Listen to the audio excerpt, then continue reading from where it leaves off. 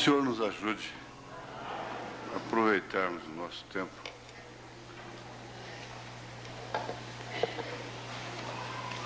Bom, nós temos aí novidade no pátio, né? Não entrará mais motos para estacionarem no pátio. Será lá fora. Então, foi reservada uma área, são as faixas lá para as motos. O Antônio Pedro disse que, conversando com alguns deles, eles gostaram da ideia. E na última reunião que nós tivemos, um dos administradores observou que realmente está perigoso na hora de saída do povo, irmãs, crianças, misturados com motos, né? Porque às vezes o dono da moto também precisa sair. E vocês da bicicleta, então, vão ser observados, né? Como é que vocês vão proceder na hora de saírem. As bicicletas ainda, por enquanto, vão ficando aí, né? Mas os diáconos estarão observando se não está machucando a irmã na hora de sair, né? Machucando criança e qualquer coisa assim. Então as motos agora têm uma faixa de estacionamento, que aliás tem amparada pela lei de trânsito, né? Aí na porta, sabendo que a igreja não responsabiliza por veículos, motos, carros. Tem uns diáconos que ficam lá fora, tem um apito, coisa e tal, mas a eles é recomendado que não arrisquem suas vidas. Vocês sabem que um bandido desse mata em troca de nada. E eles precisam ter muita prudência. Viu de longe, apita, chama outros e faz um alarme ali. Então, mas contudo a igreja não pode responsabilizar. E lembrando sempre que há vizinhos que, aliás, é um direito, é lei, que não suporta carros em seus passeios e nem tampouco em suas garagens, em frente aos seus portões. Pela lei de trânsito, ele pode telefonar e pedir o guincho para tirar, né? Mas eles normalmente vêm aqui, reclamam por diácono, e às vezes a gente tem que dar a nota aqui. Mas às vezes a gente fica pensando, o motorista entrando numa contramão num sinaleiro. Ah, mas é porque eu sou de fora. Não, o sinal de trânsito é nacional. Sua carteira não quer dizer que, não é? E às vezes as pessoas chegam, não, mas eu não sabia. Todo motorista é obrigado a saber que não se pode estacionar em passeio e nem tampouco em frente de garagem, de portão. Se ele tem a carteira de habilitação, ele sabe disso. Não pode. Não é? E eu acho que foi boa a decisão, evita perigo e agora na hora de sair lá entre o povo, se vocês vão demorar, aí já é um problema de responsabilidade pessoal, né? Você passar entre as pessoas com uma moto, com um carro, uma coisa, isso é problema de responsabilidade pessoal.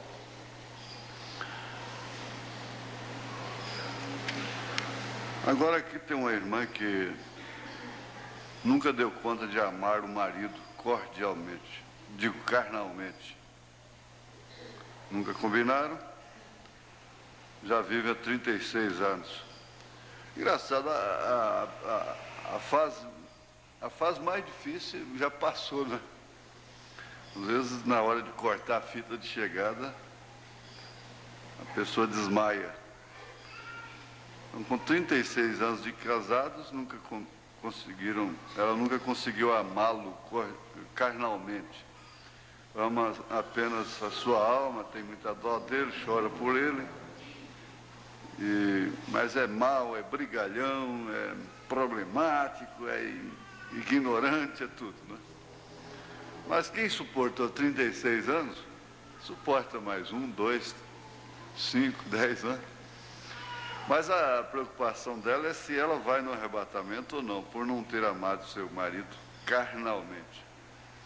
Olha, a pessoa só não vai no arrebatamento se não for eleita para ele, predestinada para o arrebatamento. É a única coisa que impede uma pessoa ir no arrebatamento. É não ser eleita. Se ela não for eleita, ela pode ser boa como for, ela não vai no arrebatamento. Ela pode ser salva pela salvação comum. Agora, se ela é eleita para a noiva, para o arrebatamento, nada vai impedir, fazer com que ela fique aqui, no rapto, porque o corpo de Jesus não vai faltando uma perna, um braço, um dedo. Ele não é deficiente. Isso é o certo. Agora, não é pensando nisso que você vai matar, roubar, prostituir, fumar, beber. Eu sou eleito mesmo, né? Então, existe essa doutrina por aí já. E também eleito, né, por causa dessa seca que está havendo no mundo, que todas as tendências que a pessoa tem vão se manifestando, que trouxeram do embrião da carne para, segundo as palavras de Paulo, para que ninguém se glorie, que chegou ao fim dentro de uma ordem social. Então, a árvore está caindo para o lado que ela estava inclinada. O profeta disse que há muitas pessoas que nascem com um problema de alcoolismo, elas vão ser alcoólatras, outros problemas de sexo, outros com determinados problemas. Ele disse, bom, o novo nascimento põe fim a esse assunto, não é? Mas nós estamos vivendo uma era, um momento em que tudo secou, o amor se esfriou. Você está vendo aí em termo futuro, o amor se esfriará. Mas esse futuro era quando Jesus estava falando, lá no passado. O amor se esfriará. Isso já está cumprido já, está em pleno vigor. O amor tem se esfriado. Estava ouvindo o discernimento aqui, a interpretação da palavra acepção, e na verdade a acepção existe até entre as crianças, não é? Até mesmo entre as crianças, nas escolas, nas igrejas, por causa de corpo, por causa de condição social, por causa de roupa, de aparências e coisas assim, não é? E a acepção de pessoas, quando a pessoa se adere e faz alguma coisa pelos humildes, é achando graça dos humildes, achando que está fazendo uma grande coisa. E ri daquelas pessoas, assim, até num bom espírito, mas como se elas fossem bem menores, né? Bem menores. E às vezes elas são as maiores no reino dos céus, né? Então Deus não faz acepção de pessoas. E muito embora Paulo tenha dito, ele perguntou quando ele disse que Deus amou a Jacó, cujo nome já quer dizer mentiroso, trapaceiro, e aborreceu Esaú, mesmo antes de qualquer um dos dois fazer mal ou bem. E ele faz a pergunta, faz Deus acepção de pessoas? Diz, não, ele é soberano. Ele tem compaixão de quem ele tem compaixão, tem misericórdia de quem ele tem misericórdia. Então, a soberania dele permite sim, não é? Dessa forma. E você vê através das Escrituras, e parece que ele amou mais pessoas como Davi, Saul, ele amou a Davi. Naquele caso de Abraão, quem ia morrer era Abimeleque, o culpado era Abraão. E a acepção dele é soberana, se é que há acepção. Então, irmã, isso é uma coisa que não tem mais jeito, já está praticamente no seu passado, 36 anos, e o profeta disse que não tem jeito de consertar aqui, só no milênio. Agora eu sei que a senhora está preocupada mais com o seu arrebatamento. A senhora não pode apertar um botão, ou apertar o nariz, ou qualquer coisa assim, da agora em diante eu aperto meu nariz, da agora em diante eu amo meu marido, e vou fazer declaração de amor para ele, não é? E vou ter muita fraternidade com ele. a senhora não pode fazer isso. O principal a senhora tem feito, né, é respeitá-lo em tudo e chorar pela alma dele. A senhora diz aqui que tem dó dele, né? Mas ele é brigalhão, pastor. Ele é custoso. Tá bem. Diz que o maltrato, né, desmancha a afeição. E nem mesmo os animais irracionais gostam de quem os maltrata. Né? Diz que não é para ninguém rir. Um padre gostava demais de gato. Quando eu li o irmão Brand dizendo eu odeio gato, eu falei, graças a Deus. O padre gostava disso, não é doutrina, né? O padre gostava mais de gato e aquela gataiada, aquela nojeira, arrepia, aquela gritaiada, aquela coisa. E o sacristão já não gostava. Era o secretário do padre, né? O padre viajou, o sacristão trancou os gatos num quarto e com um chicote na mão e gritava, Nossa Senhora! E gritando, Nossa Senhora, e batendo os gatos. O gato subia na parede e gritava, e ele gritando, Nossa Senhora, e batendo. A hora que o padre chegou, ele disse, olha, gato não é de Deus, não. Ah, que é isso, meu filho? Não, eu vou provar para o senhor que gato não gosta de Nossa Senhora. Porque Nossa Senhora para eles é tudo, né? Mas como? Vem cá.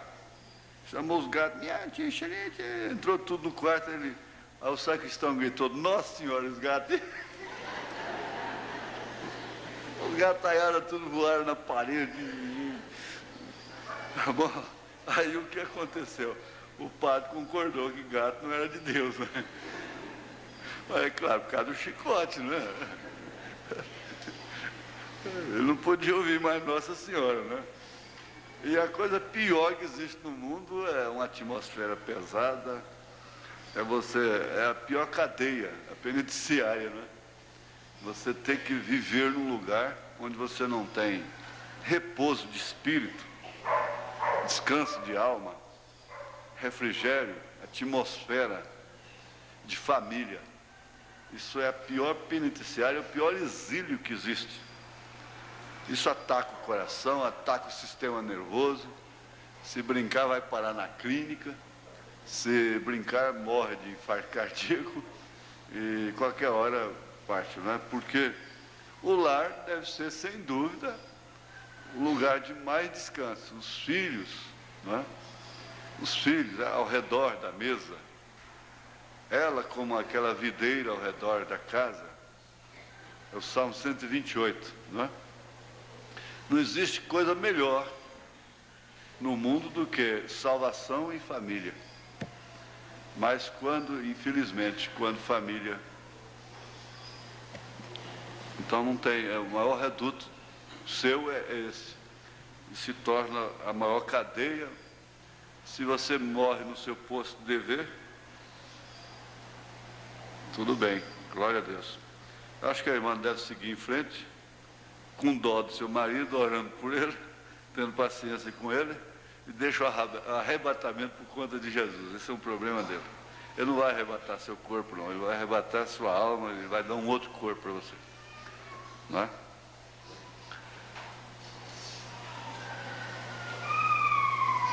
Tem uma outra coisa que nós vamos deixar outra hora.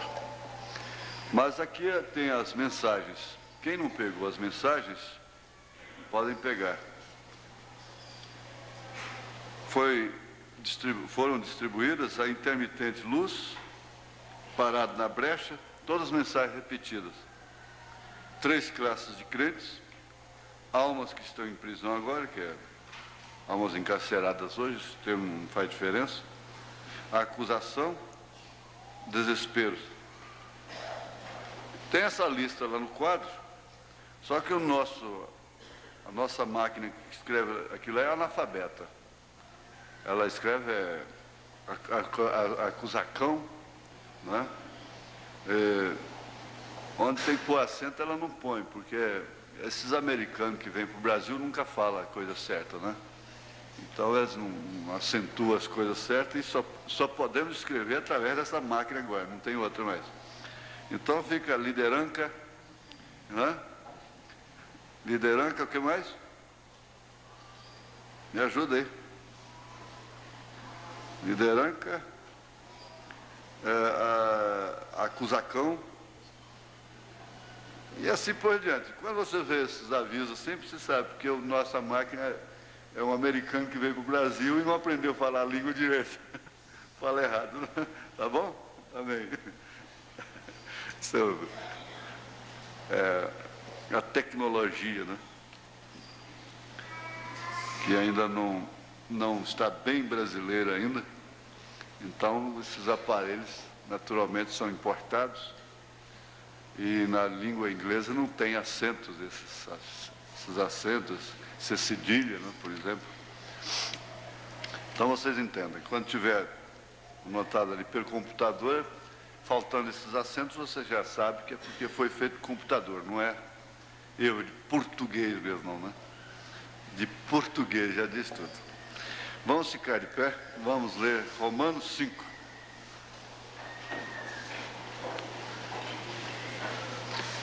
Eu quero fazer uma pequena recapitulação da deidade de Jesus Cristo, na mensagem, a mensagem, não é bem o tema. Então, aparentemente, para pegar muitos tópicos diferentes e coisas, a gente escolhe um texto bíblico para apenas leitura da Bíblia. Pode ser que se prenda em alguma coisa aqui, pode ser que não. Sendo, pois, justificados pela fé, temos paz com Deus por nosso Senhor Jesus Cristo, pelo qual também temos entrada pela fé a esta graça, na qual estamos firmes e nos gloriamos na esperança da glória de Deus. E não somente isto, mas também nos gloriamos nas tribulações. Irmã, aí está a resposta de Paulo para você. Sabendo que a tribulação produz a paciência. E a paciência é a experiência. E a experiência é a esperança. E a esperança não traz confusão, porquanto o amor de Deus está derramado em nossos corações pelo Espírito Santo que nos foi dado. Porque Cristo, estando nós ainda fracos, morreu a seu tempo pelos ímpios. Porque apenas alguém morrerá por um justo, pois poderá ser pelo bom alguém ouse morrer, não é?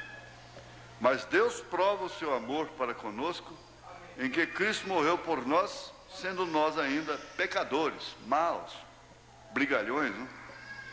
Logo, muito mais agora, sendo justificados pelo seu sangue, seremos por eles salvos da ira.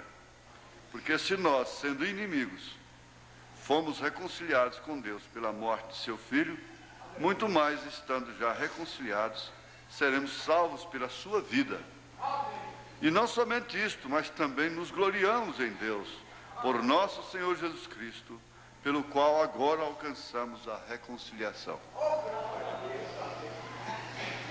Te damos graças, ó Pai, que podemos ler a Tua palavra e considerarmos juntos estas coisas, essas lutas, esses sacrifícios, essas tribulações da vida presente, da dimensão humana, que queiramos ou não, mesmo estando doentes dos nervos, produzem paciência, produzem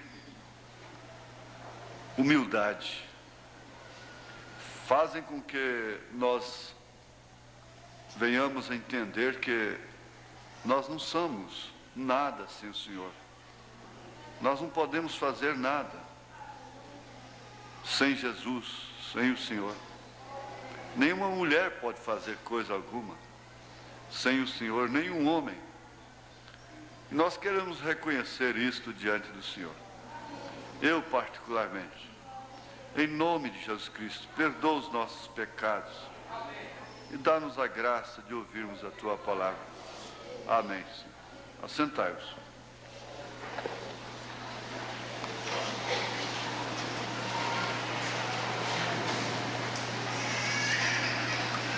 O irmão Branham diz: se já houve um tempo em que os cristãos precisam uns dos outros, é agora mesmo. agora mesmo. Se houve um tempo, se já houve um tempo que os cristãos precisam uns dos outros, é agora mesmo, é agora mesmo. Agora, ele não estava falando numa igreja paupérrima, pobre, que morava em favelas.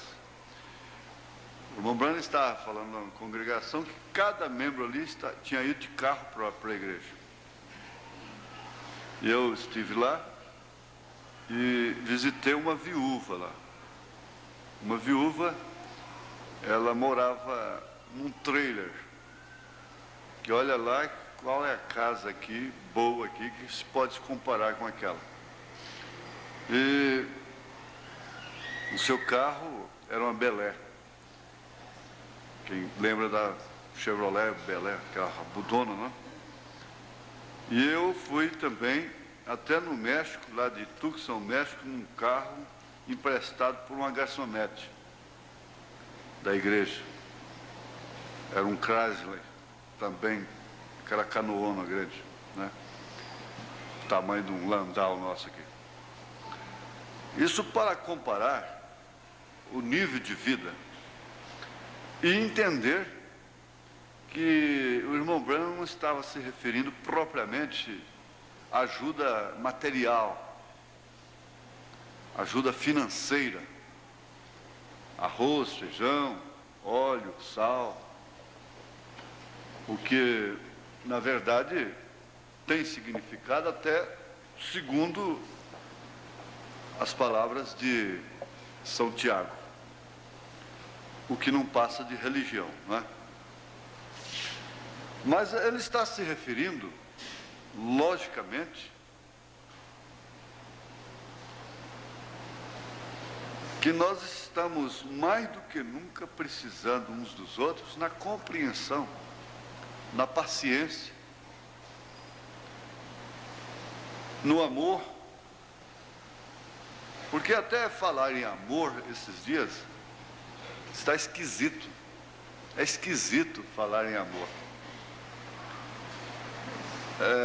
a ponto de alguém dizer assim, que quem ama nunca tem que pedir perdão. Quem ama nunca tem que pedir perdão. Isso quer dizer, quem ama nunca ofende, a ponto de haver necessidade de estar pedindo perdão. Quem ama nunca trai, para depois estar suplicando perdão.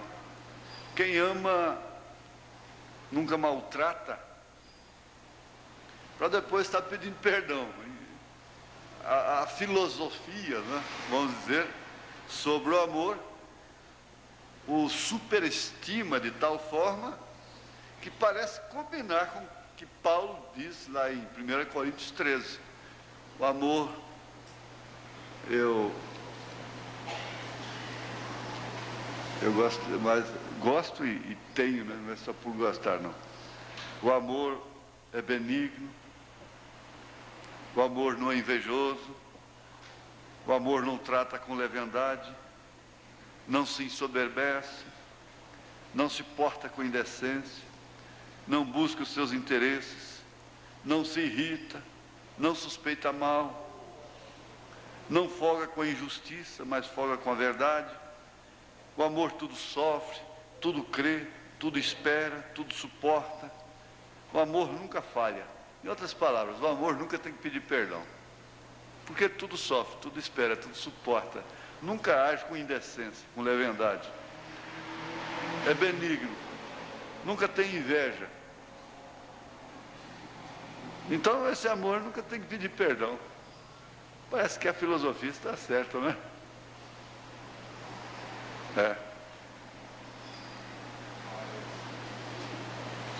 Ele fez com que a igreja sentisse essa necessidade. Como Paulo chegou a dizer na carta aos Romanos, capítulo 15, né?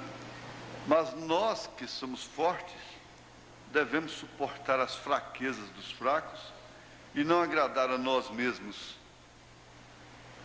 Portanto, cada um de nós agrade ao seu próximo no que é bom para edificação. E porque também Cristo não agradou a si mesmo, mas como está escrito, sobre mim caíram as injúrias dos que te injuriavam, e assim por diante. Um exemplo apenas na Escritura. Aí você vai ver outras referências depois sobre isso. O que viria a ser? Sofrer uns pelos outros. Sofrer assim, quando você fica sabendo que o irmão está com câncer no pulmão, com câncer no fígado, sofreu um acidente, então você chora por ele, você diz, coitadinho, coitadinho, e se põe no lugar dele, e acorda até fora de hora para orar por ele. Agora, se for outra coisa, não. Aí se apanhou o irmão ali com um copo de cerveja na mão, então merece uma porretada, uma cacetada na cabeça. Puf, bem na nuca. Não erra não. Não é? Eu estava analisando com a irmã outro dia. Eu disse, escuta uma coisa. Se o seu marido sofresse um acidente automobilístico e você chegasse e o carro estivesse por bagaço e ele estivesse no hospital, mas aí o médico chega e diz, olha, está fora de perigo, vai ficar só para observação. Então o que você faria? Você tiraria um suspiro bem profundo e agradeceria a Deus. Estaria na porta esperando que ele saísse. Glória a Deus, e ações de graças, e telefonava para outros irmãos e comunicava, tudo bem. Ela entendeu na hora o que eu quis dizer. Agora, se o acidente fosse fatal, e ele tivesse morrido, não tivesse mais chance para ele, o que você preferia? Isto quer dizer, ainda está vivo, ainda tem chance, dá glória a Deus, tenha fé agora. Ele nunca precisou tanto de você como está precisando agora. Ela nunca precisou tanto de você como está precisando agora. E entre irmãos, às vezes você não tem que ir na casa, não tem que estar... aquela coisa pessoal que vocês entendem. Essa igreja é crescida de uma forma assim, adulta, não é? Ela é adulta. A igreja que cresce, a família que se sustém na igreja através de visitas pastorais, visitas da igreja, ela não passa muito por certas provas, não. Mas essa igreja que cresce, adquirindo vida própria, vida em si mesmo, tendo a sua própria vida, essa igreja passa por tribulações inconcebíveis. E o amor faz isto, porque ele é o que fará cumprir essa tremenda vitória no amor divino, mas isso é feito por si, por si mesmo, e isso por si mesmo,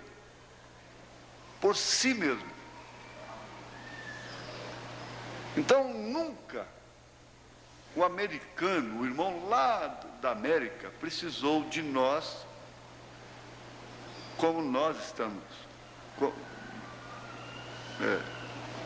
Nunca se precisou tanto como está precisando hoje. Então eles hoje estão precisando de nós, como nós estamos precisando deles. Isso aí é independente de relacionamento pessoal, independente dos sentidos, porque Deus está trabalhando com a noiva e vai tirá-la. seria bom que tirasse pela palavra apenas, o profeta diz. Mas infelizmente nós temos que passar por experiências, agruras, sofrimentos, para entendermos certas coisas. Então tem que tirar fora dos sentidos, do afeto, da razão, da memória e mesmo os sentidos do corpo, os sentidos naturais.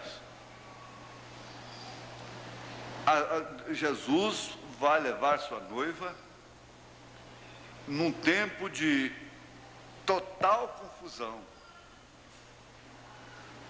Ele vai levar sua noiva num tempo de contradição.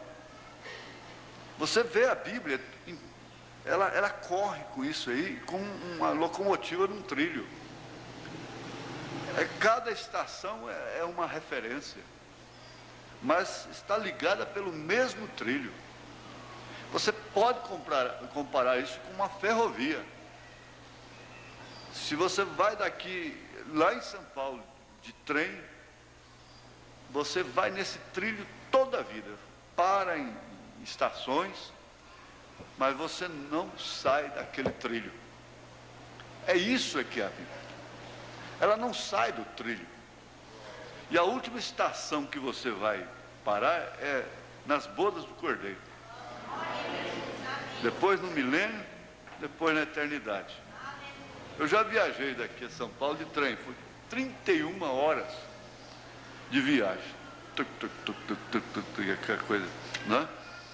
E você anda, e você vai para lá, e vem para cá, e passa a noite, e vai no refeitório, e come, e aquilo vai passando, estação tal, bate o sino, um polar que lá bate, chegou na estação tal, você olha, está escrito, mas está tão longe ainda.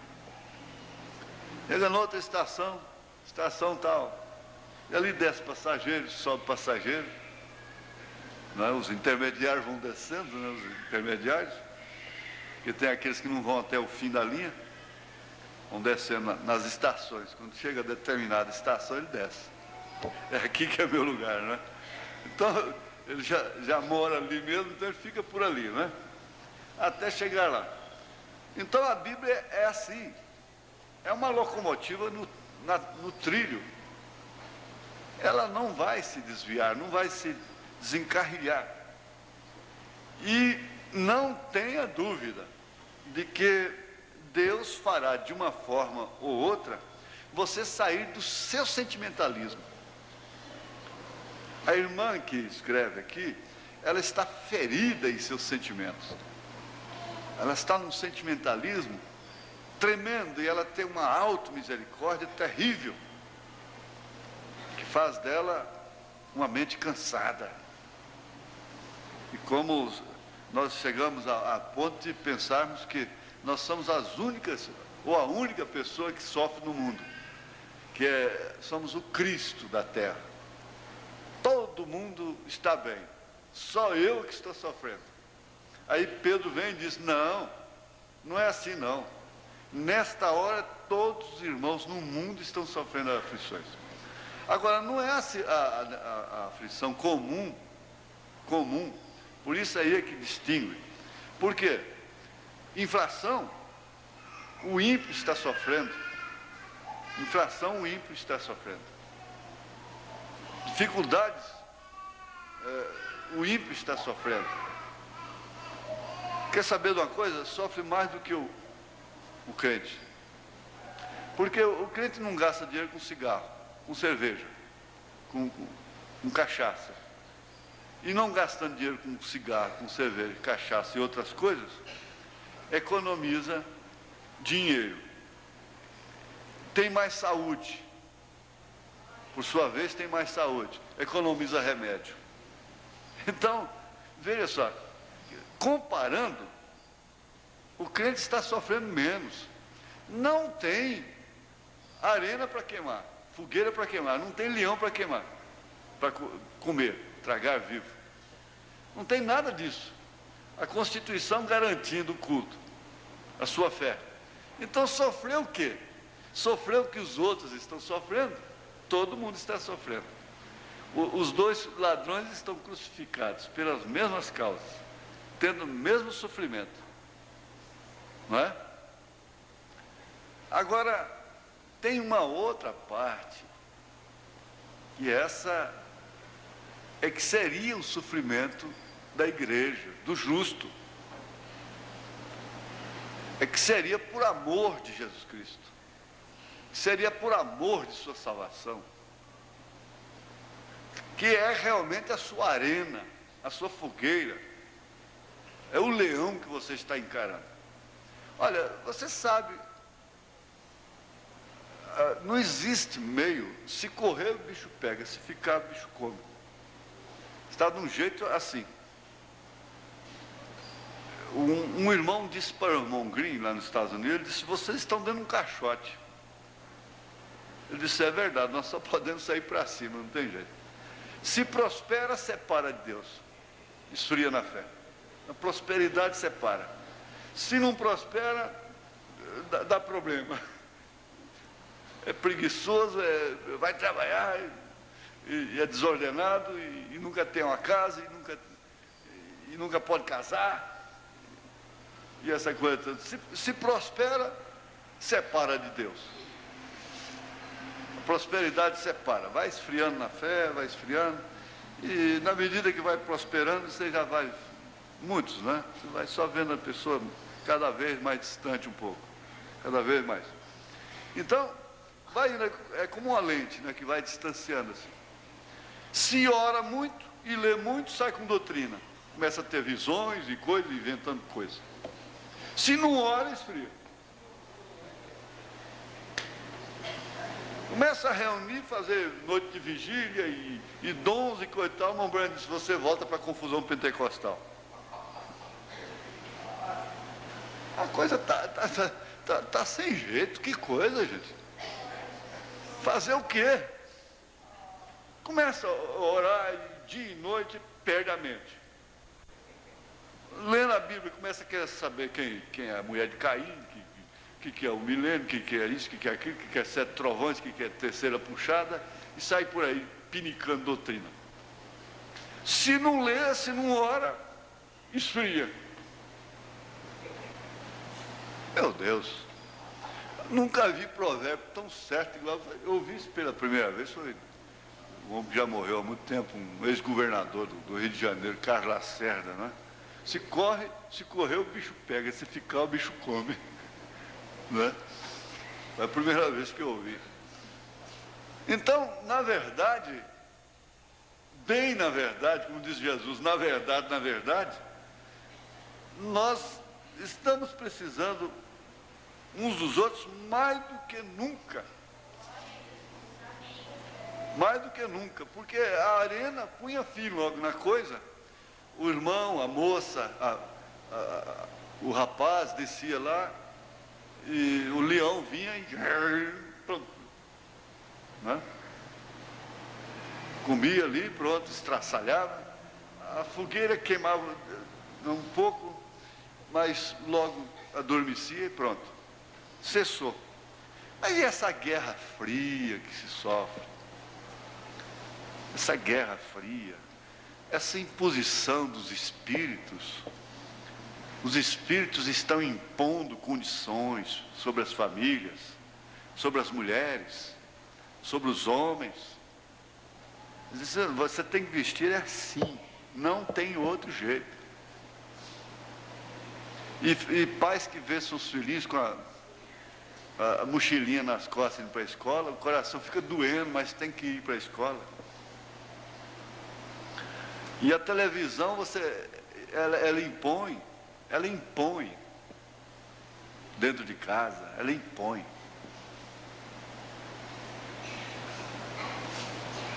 Então, se tornou uma era, com bastante razão e clareza, como o profeta disse, a pior de todas.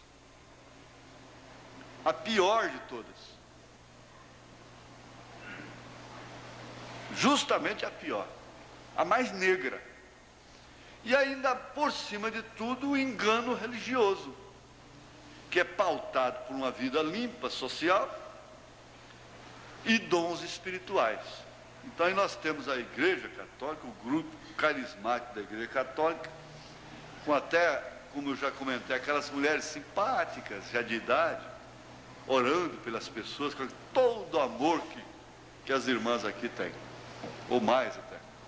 E Jesus curando, e as falando língua e tudo. Agora eu fico observando uma coisa.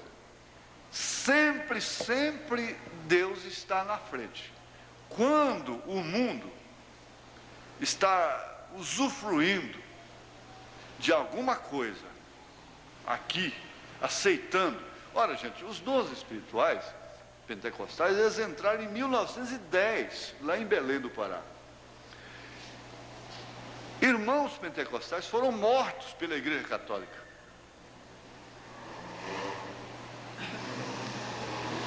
Foram presos. Existe o fato, a história, até de envenenamento. Aquele pastor que chegou com alguns irmãos, 2 ou 3 companheiros, para comer num lugar lá, e foi preparado veneno que o dono, a pessoa que estava dando a comida lá, deu para o gato lá fora primeiro. O gato morreu na hora. E eles gritaram lá antes de comer, e gritaram e incharam o pescoço, e falaram língua, e oraram, e deram graças a Deus, e aquele barulhão que eles ficaram tudo assustados, não é? E comeram bastante, não é? A hora que terminou, eles esperando cair, e ninguém caía. Ninguém caía. Agora, milagres dessa natureza foi demais. E eu sei, irmãos, claramente, lá em Trindade. Espera, deixa eu terminar a outra do gato. Aí o dono da casa, chorando, chamou o pastor e falou: olha, esse gato aqui comeu dessa comida. Está envenenada, para vocês morrerem. E a orientação vinha de onde? Vinha de onde? Eu não sei se a irmã Anitta se lembra desse caso, minha irmã, mas tinha 2 congregados marianos lá em Trindade que eram jagunços dos padres. Jagunços. E naquela praça da igreja ali, ninguém podia pregar, não. Eles são o dono, são proprietários da terra, né? É a latifundiária da terra. E eles foram pregar lá, não foi na porta da igreja, não. Ali perto, tinha um ponto de ônibus ali, perto da casa do meu tio, que era na esquina da praça. Eles pregaram lá, eles andavam de chapéu, paletó, gravata, né? Parecendo assim, esse doutor que nós temos aí, Sebastião Veras, né? Eu não vi ele hoje. Se tiver de paletó hoje, nós vamos acertar amanhã. Irmãos, esses jagunços, puseram esses irmãos dentro do ônibus a pontapé, murros, pontapé, mas pontapé no traseiro mesmo, assim, ó. Jogaram Bíblia no chão, pisaram, chapéu desse, pisaram, fizeram a maior bagunça. No outro dia, um ia na carroceria de um caminhão na saída de Trindade, caiu, virou pedaço. No outro dia. E daí mais uns poucos dias, não passaram 15 dias, o outro estava no trator na fazenda dele, sofreu um acidente e foi castrado.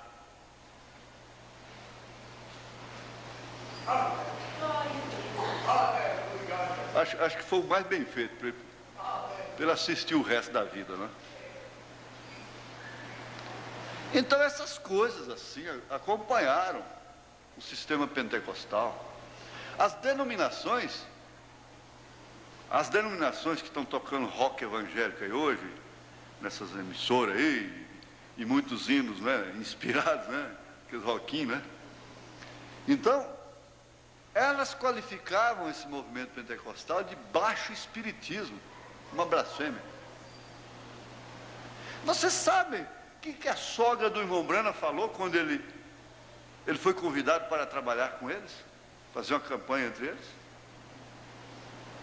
Vocês sabem, mas não tem ideia. Hoje não. Hoje eles estão cheios de deputados, senadores. Hoje eles estão em evidência. Hoje a Igreja Católica está falando língua estranha. Então, o que poderia ser? A diferença da mensagem é o batismo e a unicidade, é só isso? Não, aí estão os unicistas que batizam em nome de Jesus Cristo também, e são os maiores inimigos do irmão Branham. Irmão, você tem que entender que tem que haver alguma coisa que a gente não entende. Você tem que parar e dizer, olha, alguma coisa eu não entendo. Melhor eu ficar quieta, esperar em Deus e seguir em frente. Tem alguma coisa que eu não entendo, que eu não compreendo. Porque nunca se dá glória pelo que está acontecendo na hora. É só pelo que aconteceu e pelo que vai acontecer. Mas o que está acontecendo com você agora não existe glória. Tem alguma coisa acontecendo. Eu acho que o irmão Branham, ele não falou isso aqui à toa.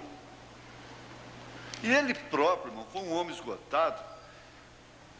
Naquela mensagem, As Asas de uma Pomba Branca, você vê o desespero dele, o estômago dele criou um couro, uma sola lá dentro, uma coisa dura, e uma enxaqueca terrível, ele lutando pela cura dele, de tanta tensão. Ele mesmo não podia entender. E ele disse que os profetas nenhum, às vezes, entendiam a hora deles. Quando Isaías falou, uma virgem conceberá, ele nem sabia o que ele estava falando. E João Batista, quando Jesus entrou em cena mesmo, ele lá da cadeia mandou procurar se ele era o Cristo. Mas, gente, ele não tinha apontado antes. Eis o Cordeiro de Deus que tira o pecado do mundo. Ele não tinha dito, eu não sou digno de desatar a sandália dele. Ele não tinha visto a pomba descer sobre ele. Tu és meu filho amado, em quem me compraz, lá dentro do Jordão. Ele não tinha visto. Depois manda procurar se ele era o Cristo. Será que nós não estamos vivendo uma hora semelhante à de Abraão? Quer dizer, essas coisas foram escritas para quê? Estão na Bíblia para quê? Existe uma coisa que está acontecendo no mundo em relação à noiva. Está nesta hora, Deus não está dormindo. Parece que o irmão Branham está em contradição. Os inimigos pegam as mensagens e mostram 77, já ficou para trás. Não houve um engano de matemática, então foi 87, já ficou para trás. E assim por diante.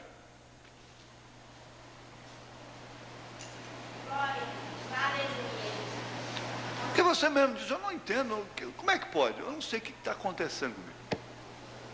Um ministro chegou no irmão Branham, tão desesperado, mas tão desesperado, ele disse, irmão Branham, eu não oro mais como eu orava, eu não leio mais como eu lia. Parece que a gente, tem mensagem que, eu sei que a igreja não precisa, não é só de chicote, é claro, só de exortação, só de... Você fica aí todo tempo picando abobrinha, só mostrando que é valente, pregando contra o pecado. Não é? Então, é claro, não é para acomodar não, gente. Mas o irmão Branham disse, filho, o avivamento passou. Agora, é a mesma coisa dizer, Sara, seu tempo passou, não há mais chance. Abraão, seu tempo passou. Passou ou não passou? Passou lá ou não passou para ele? Passou. O tempo tinha passado.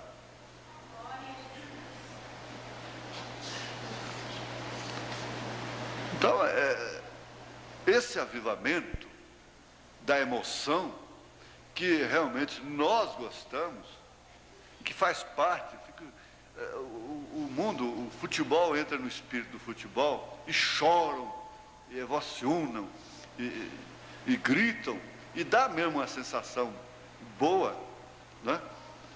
Então, dá uma sensação gostosa, né? Quando o gol, né? Acontece o gol é um mistério, o gol é um sucesso, é uma vitória, O irmão Branham chega a usar esse termo, é um termo em inglês, uma palavra em inglês, não é? Então, o gol quer dizer, entrou. É sucesso. Fui bem sucedido. Venci. Marquei um ponto. E aí vem as sensações de filmes, emoções em filmes, emoções em teatros, emoções em danças, emoções em religiões, emoções de todas as maneiras. E nós temos o quê? O que nós temos a essas alturas? O que Abraão tinha enquanto Ló estava em Sodoma e Gomorra? Ele tinha anos, idade, acumulando, velhice acumulando, secando cada dia que passava. Agora, como eu disse para a irmã, ele era eleito, ele é o tipo dos eleitos, né? E nós encontramos que isso nos leva para dentro de um quadro. É o que ele diz aqui. Há um grande quadro que eu gostaria de escrever para vocês esta manhã. Eu vejo um cordeiro lá fora no campo a pastar. O pequeno companheiro fica nervoso e ele simplesmente fica inquieto e se espanta e não sabe o que fazer. Aí examino no caniçal, bem detrás dele, eu vejo um leão se deslizando de mansinho. Um leão. Gente, é a comparação. Quando você quer comparar uma coisa que sobrepõe uma disparidade no reino animal, é você falar do leão com o cordeiro. O cordeiro é totalmente indefeso. Então o pequeno companheiro fica nervoso, se espanta, e eu examino mais por que ele está assim, nervoso. Por que ele está assim? Por que essa criança está gemendo de noite, está inquieta e acorda toda hora? Às vezes um alfinete abriu ali, está pegando a pontinha, né? Alguma coisa está acontecendo com aquela criança. Então ele examina, alguma coisa está acontecendo. Ele não está calmo, ele não está tranquilo. Está havendo alguma coisa, alguma alteração no seu sistema. Ah, sei o que é. Bem de trás dele tem um leão se deslizando de mansinho. Ah, que filme bonito não seria isso, não é? Estão vendo? Batendo de leve o seu rabo no chão. Diz, eu tenho meu almoço. Aprontando as patas para um salto. Inconscientemente, o pobre cordeiro está sabendo que algo está se aproximando e que é terrível.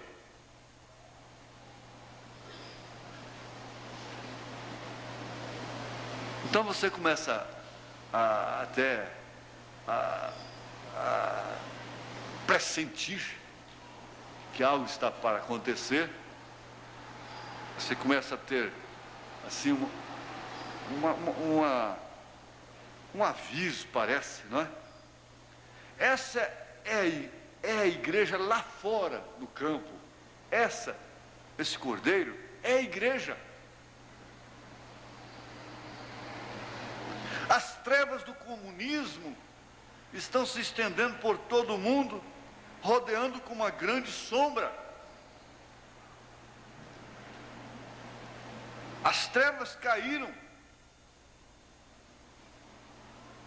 O comunismo fala de ateísmo. E o ateísmo comunista, ele é mais sincero do que o ateísmo desse falso cristianismo. Porque, na verdade, esse cristianismo natural, de fora aí, ele não crê na palavra de Deus.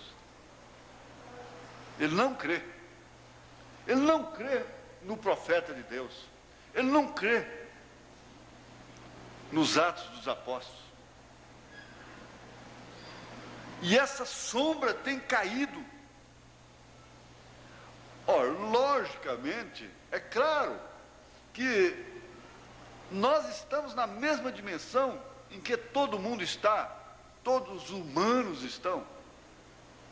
E como que nós poderíamos ficar impunes, imunizados, de uma maneira humana, não sofrermos influências?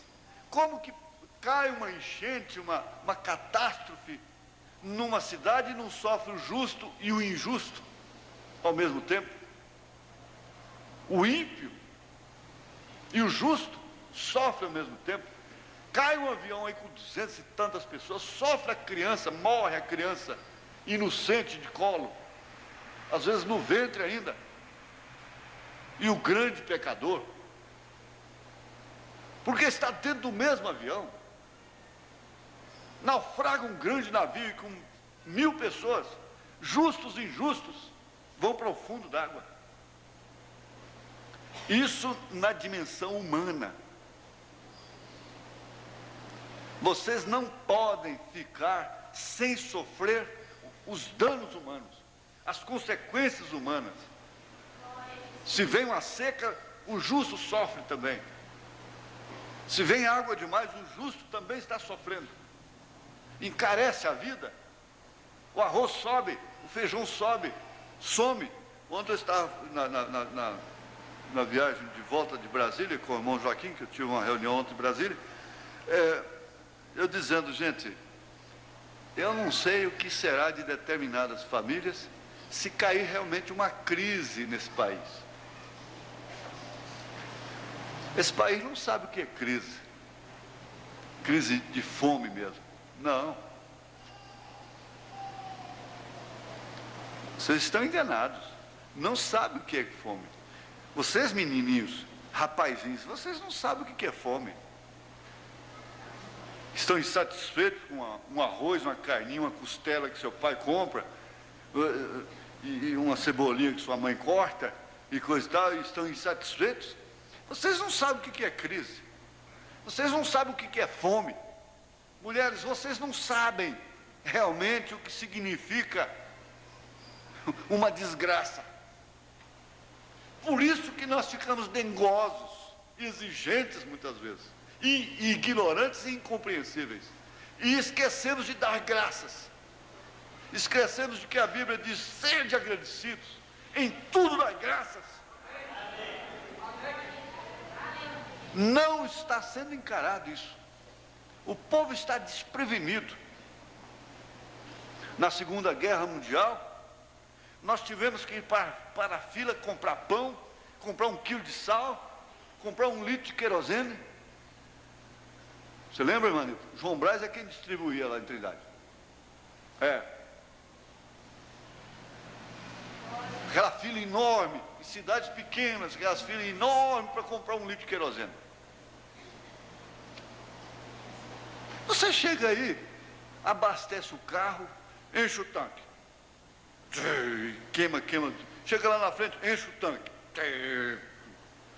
Encosta no mercado uma lista desse tamanho. E chega em casa, você não trouxe isso, você não trouxe aquilo. Vou lá buscar. Chega lá, corre, pega. Tudo no computador, tudo. Espera, vai ver o que aconteceu. Se eu tivesse a cena aqui agora, eu ia te mostrar agora. Isso eu falei para o Joaquim, eu sou imprevisível. Eu estou com a cena aí da chuva negra, daquela bomba que caiu lá em Hiroshima. Vocês precisam ver pessoa derretendo, mulher bonita derretendo. É essa bomba que está guardada, os quilos aí, essa bomba atômica. O que ela fez lá? Então, naquela hora, tudo que vem, tudo que tem, tudo que salva, foi de Deus. Aí está esse homenzarrão forte, sadio, leva uma batida, uma trombada, um acidente, depois se ele mexe com o dedo, para a gente é uma novidade. muito grande. É uma satisfação. Graças a Deus, ele mexeu com o dedo, mexeu com o pé, não está paralítico, não quebrou a coluna. Glória a Deus. Ontem ele podia pegar um outro homem nos braços. É assim que é a dimensão humana, gente. É desse jeito. Você está aí cheiroso, cheirosa, elegante. Daí a pouco tem alguém te dando banho.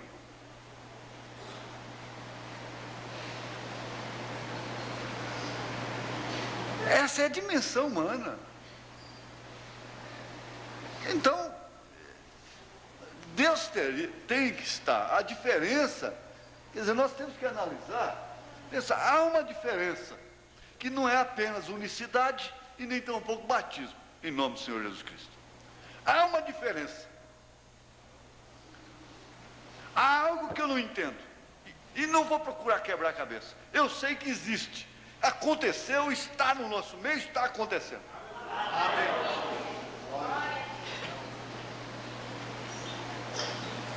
Motivos para sair, motivo. Toma os motivos para sair como motivos para ficar. Você deve fazer isso. Motivos para sair, você toma como motivos para ficar. A única coisa que pode nos defender nessa hora, não é? Mas esse cordeiro, essa igreja ali, e essa lei do contraste, considere como que antes do dia, sempre há mais trevas antes do dia, porque o dia está rompendo, empurrando as trevas, e é a lei do contraste. Vejam vocês que causa, a hora de mais escuridão antes do dia romper. Sim, a gente não pode deixar de lembrar de uma espera, aquela noite que a gente passava lá nas matas, que é a mata fechada, passa a noite. Isso aqui é pura verdade. A irmã Brana vivia no mato, ele sabia como é que era. Ele conhecia a natureza. Mas isso aqui é uma verdade. O mato muda de comportamento, de hora em hora, e tem essa hora que ele escurece, muito mais. E sabe o que quer dizer aquela escuridão? Está avisando que a aurora vai romper logo em seguida. E quando a gente vê aquilo, caiu, a gente que está com está querendo que não amanheça, a gente já sabe, oh meu Deus, já vai amanhecer. E quando alguns passarinhos começam a fazer seus movimentos, o dia vai amanhecer. O que está acontecendo é uma escuridão mais forte que tem caído. Isso mostrando que a aurora está rompendo, está vindo. E que não importa, você pode torcer o pescoço do galo. Você pode estrangular, cortar, jogar a cabeça para lá. Pegar tudo quanto é galo que existir ao seu redor, que você possa ouvir, corta os pescoços. Quebra o pescoço deles, estrangula. Não deixa nenhum deles cantar. A aurora vai romper do mesmo jeito. Não importa se estrangula o pescoço do galo, o sol vai nascer. Porque quando o galo canta, então diz a aurora rompe. Mas a aurora não rompeu porque o galo cantou. O galo cantou porque a aurora vai romper. De forma tal que se ele cantar, ela rompe. Se ele não cantar, ela rompe da mesma forma. Por isso, torce o pescoço do galo, mas ela rompe assim mesmo. Pode torcer o pescoço, pode abafar, pode fazer o que for, pode calar a boca. Jesus virá. Amém. Ele é o sol da justiça. Paulo disse que nós estamos ausentes dele no corpo. A terra continua sofrendo as influências do sol, mesmo em plena meia-noite, mesmo em plena escuridão. E nós continuamos sofrendo a influência de Jesus Cristo, mesmo em plena escuridão, mas logo, logo ele raiará. Ah, não tem dúvida. Torce o pescoço dos pregadores, tranca a boca, Jesus virá. Cai 1000 à sua esquerda, 10.000 à sua direita, Jesus virá. Essa aurora vai romper, vai surgir. Você tem que ter certeza disso. Então, pare de guerrear. Pare de fazer guerra.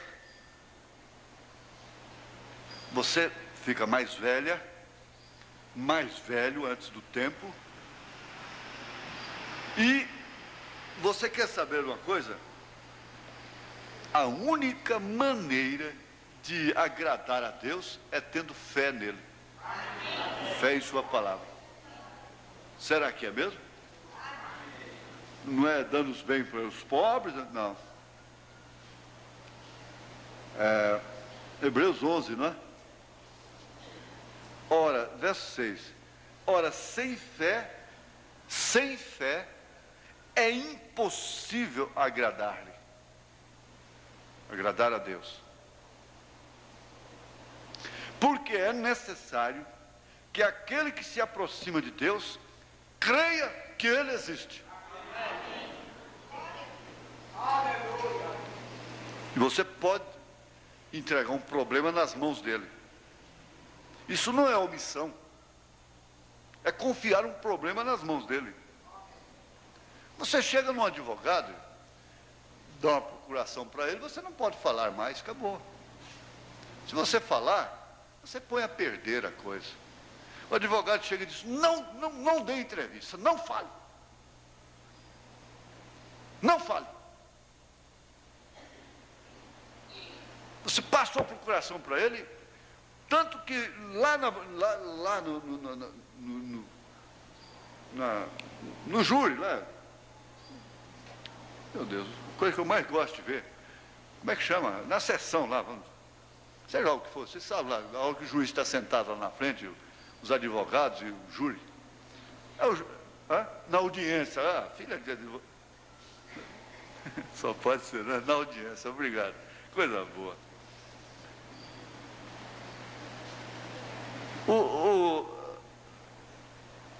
A gente não fala, quem fala é o advogado.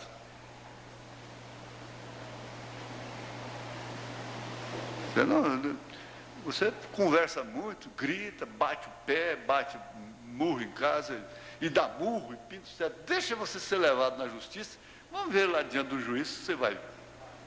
Lá tem um soldadão de cara ruim lá, que basta o juiz dar sinal para ele, pronto. Basta dar sinal. Lá acaba todo valente, esse brabão dentro de casa, por exemplo, essa valentia toda, acaba tudo. Tem que ficar caladinho, escutar acusações calado.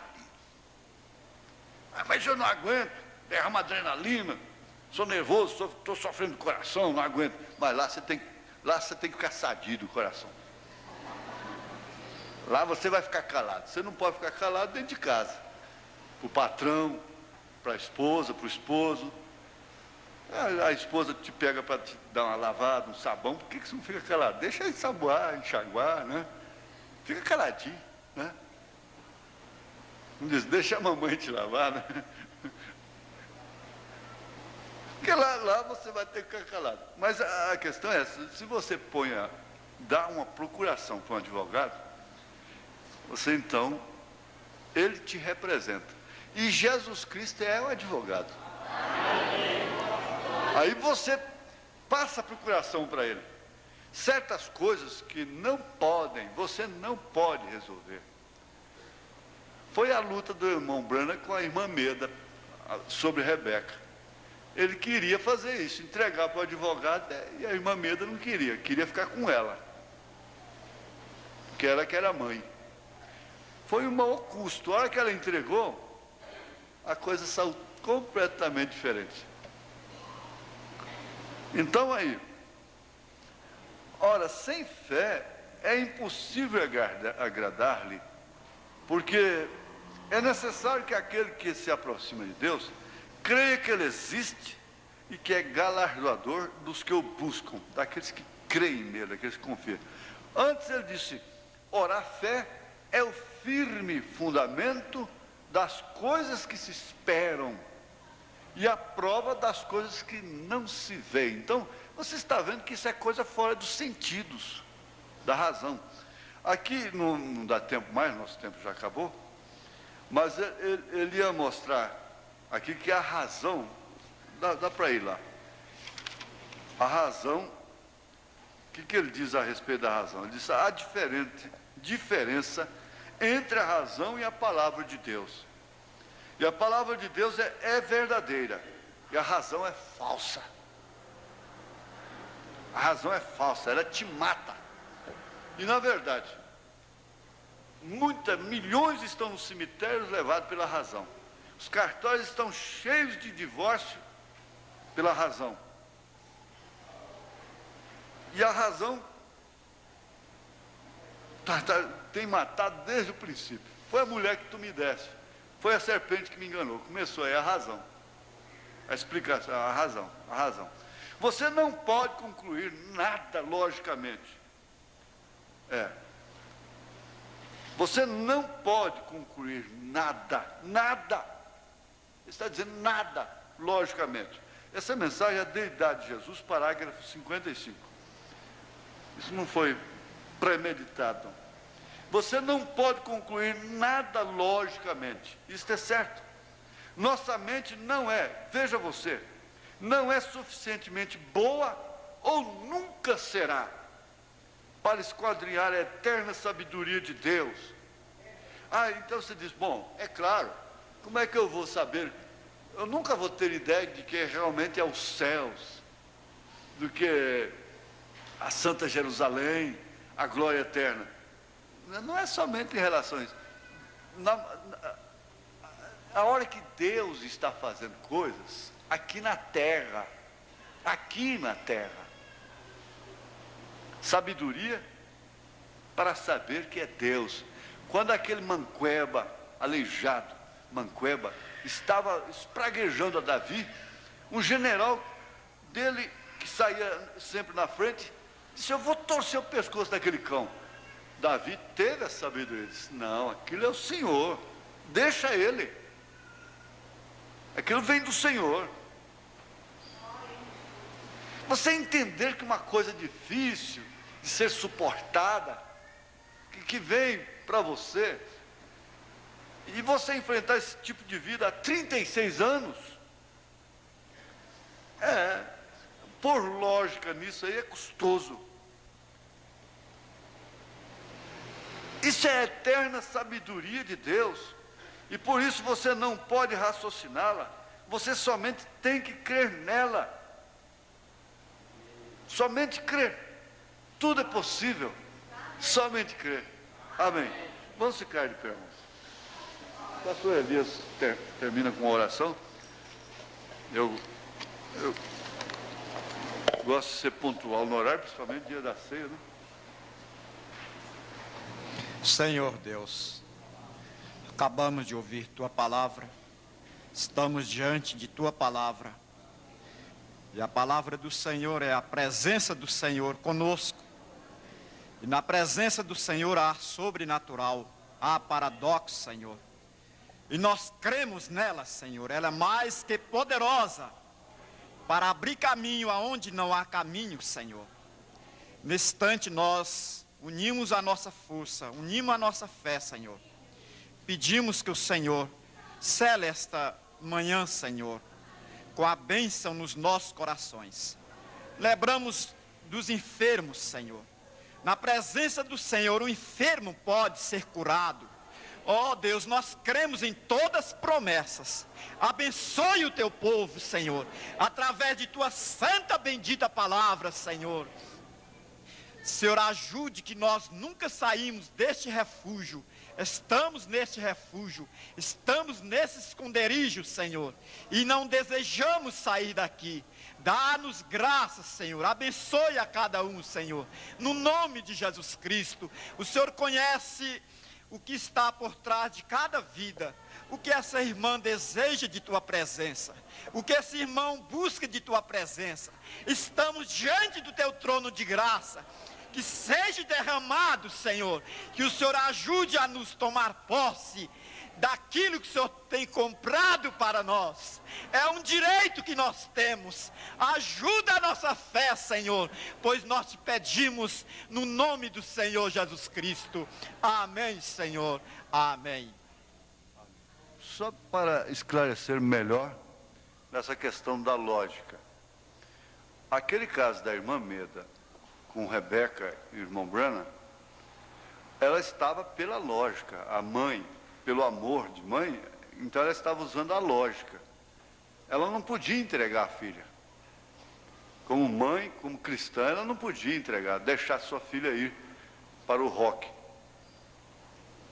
para aquela música que veio do inferno. Agora o irmão Branham sabia de onde tinha vindo aquilo, usou a fé.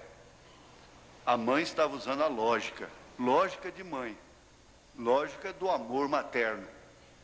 Aí dá para você entender realmente o que o Espírito quer fazer com que a igreja entenda. Amém? Amém. Amém. Abençoe mais um outro e volte para casa confiando no poder de Deus. Estaremos à tarde com a Santa Ceia do Senhor, se Deus permitir. Deus abençoe os irmãos no nome de Jesus Cristo.